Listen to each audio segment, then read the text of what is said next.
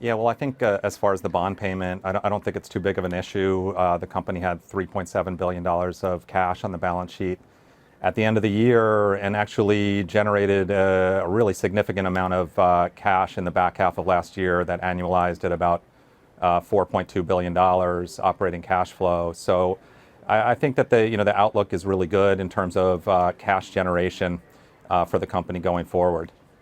But in terms of the impact of the Model 3 at this point, I mean, it's funny because some may see this as a fulfillment of a long-time promise. So we're going to have this mainstream vehicle at a $35,000 price target, but the bears will see it as, oh, you're dropping price. This is not coming from a position of strength. You're losing the halo of exclusivity. So at this point, Dan, how can you walk us through the Model 3 dropping these prices, dropping the gross margin, and the outlook for the company here?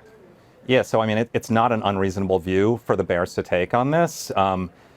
This has actually been a series of price cuts on the Model 3 over the last couple of months. Like, I think the $35,000 model is really fulfilling a promise, and it's a landmark achievement, a landmark moment in the industry, because this is the first time that a long-range, no-compromises electric vehicle has been priced below its competition. Its competition, starts in the high 30s.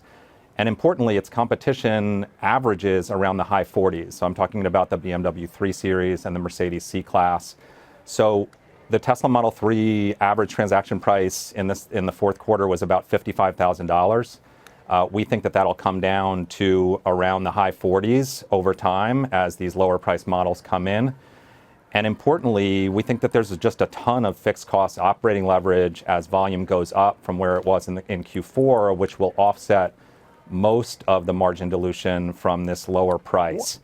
What would happen to the stock and to your stock price models if Elon Musk were sanctioned by the SEC or by a judge and taken out as in an operating role?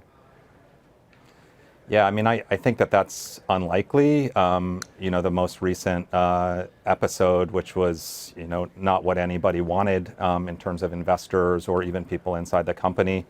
It happened after hours. Frankly, he did talk about 500,000 units on the Q4 earnings call. So I think that that's very unlikely. Of course, if Elon Musk was no longer, let's say the tail risk does occur. What happens? What happens? Yeah, I think the stock goes down. I think the company it's no longer a small company. This is a company that does 21% the revenue that General Motors does with nearly 50,000 employees. So I don't think obviously Elon Musk is very important to the company, but I don't think one person, leaving would take down Tesla. So clearly the stock would go down.